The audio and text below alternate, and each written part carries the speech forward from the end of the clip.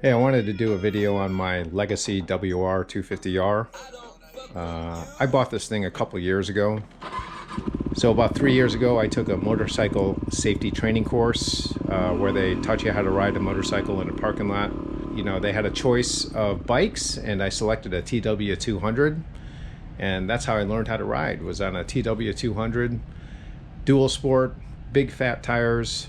I thought it was a cool bike. After that course, when I learned the fundamentals, I got the itch to actually buy my own bike, researching bikes, looking at the DRZ 400, the DR 650, the KLR 650, but I thought both of those were a bit big for me for my first bike. But then, you know, I did my research on a Yamaha WR250R, read some reviews, and a lot of people said this was a good first bike for beginners and also a good keeper bike, depending on your rider style.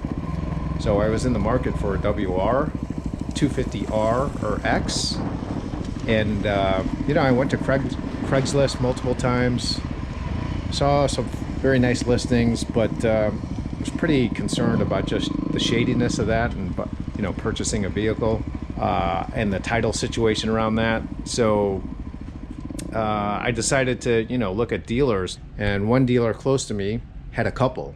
One was a supermoto model, which was pretty trick because it had some gold wheels on it. I thought it looked nice on the pictures, at least. They also had a WR250R 2011 WR250R that looked like this. Anyways, for the first bike, I thought the WR250R was a solid choice.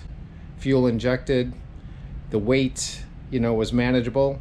The seat height was a little bit high, but you know, with some mods I can make it fit to my height. I'm about 185, 9.5 with a 30-inch inseam. Anyways, so when I first went to the dealer, I checked out the Supermoto. Sitting on it, started up, sounded great. I was actually ready to purchase it at a great price, but when I asked about the title, it was a salvage title. And I really didn't want to deal with that, so I turned my attention to this guy. Immediately, things clicked in my head. This might be the better choice. If I buy this, I could always get supermoto wheels for it, convert it. But I wanted to learn how to ride on street and dirt, so this was the more obvious choice. You know, I thought it was a pretty decent price. The dealer said the title was clean. You know, the plastics were kind of scuffed up, which was fine. I knew it was a used bike. It was going to be my first bike anyhow. I really didn't want a brand new bike because I knew learning to ride, I'd drop it and scratch it up. But what sold me, and I don't even think the dealer knew this either, was that the seemingly stock WR250R with some roughed up plastics also had an Athena big bore kit already bolted onto it. So I thought, you know, that could be quite a deal. Even today, I'm not sure if that's, you know, converts it to a 290 or if it's got a stroker in there or if the head's been tweaked. So anyways, I decided to purchase it. And now I just wanted to go over all the mods I did to the bike since I purchased it. Starting up front with the Cherubi's headlight. I actually put in the Cyclops LED light in there. The handlebars here also was replaced. Put the Pro Taper SEs on here. 7/8 Henry Reed. And if you can see here, that's the 12 o'clock Labs gear indicator. I also installed a Zeta aluminum throttle tube. You can see how scuffed up these handguards are. These are Zeta XC handguards with integrated turn signals. Basically, when I turn this on, you can see the gear indicator there. Now these integrated taillights have the daylight running lights right in the handguards, which is pretty cool. Here you can see the blinkers. I kind of like the rapid motion there. Along with the blinkers, I decided to do a Edge 2 integrated taillight in the back with the integrated turn signals. That also sits on a DRC fender eliminator. I also have these handguards attached to the triple mount I used to have it attached to the handlebar there with a bracket, but it was on the trails, wiped out on the right side here, and the handlebar mount actually collapsed, broke the oil, I guess, screw there for the brake fluid. Now it was leaking fluid, and I didn't have a front brake, so I switched to the triple clamp and haven't had an issue since. Not much done to the foot shifter or the foot brake or the pegs. You can see here that's been kind of banged up a bit. Flatland skid plate. I also have the Flatland radiator guard. And as soon as I put these on, you know, I took to the trails and it was playing music with all the rocks and stuff that was kicking back, so I'm glad I have those. Other bits of armor, Zeta frame guard, aluminum. I like this because it does cover up the brake reservoir there.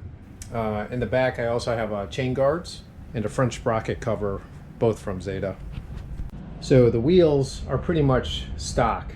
I don't remember the tires it originally came with, but I did swap it out with Pirelli MT21s in the front and Dunlop D606 in the rear. I think they're pretty tight. So drive setup.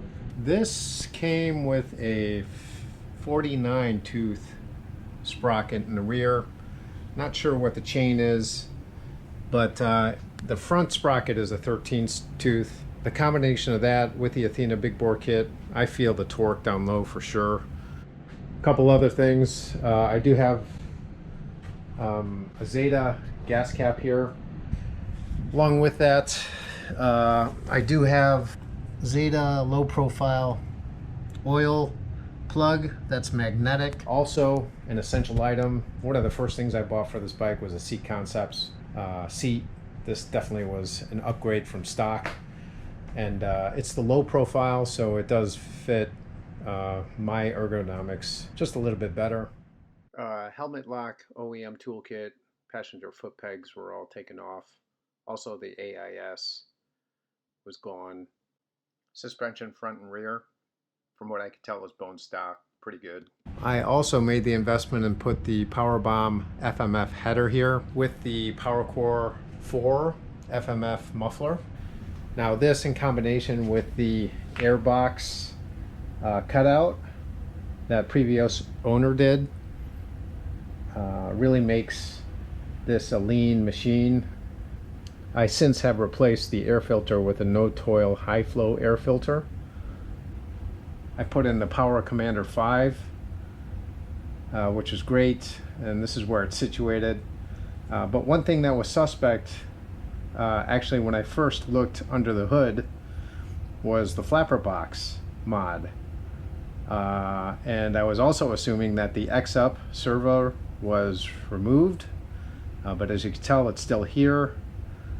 And also the flapper box is complete delete. But that didn't stop me from riding for a couple years up until now. But I did just recently make an investment to get the X-Up adapter here. So that's coming in pretty soon. Compared to the stock flapper box, I'm gonna have to cover, you know, this delete flapper box, perhaps with some air conditioning filter similar to what this looks like. Immediate things I have planned for this Legacy WR250R. I've got some cleanup. This needs a wash. I'm gonna do an oil change. Also, since I got my new machine, Cycle Cruiser's WR250R, I have noticed that the friction zone on this clutch is just so terrible. It's like at the top of the motion here. And so I definitely want to replace the clutch. Haven't done it before, but have one on order. So as I change the oil, I'm going to look to replace the clutch as well. But yeah, that's a review of my Legacy WR250R. Definitely a great bike to learn on. I learned how to ride street, also how to ride dirt on this bike. Whoops. How am I buckled? Oh, that was good. I would say it was a great first bike for me. Okay, any last words?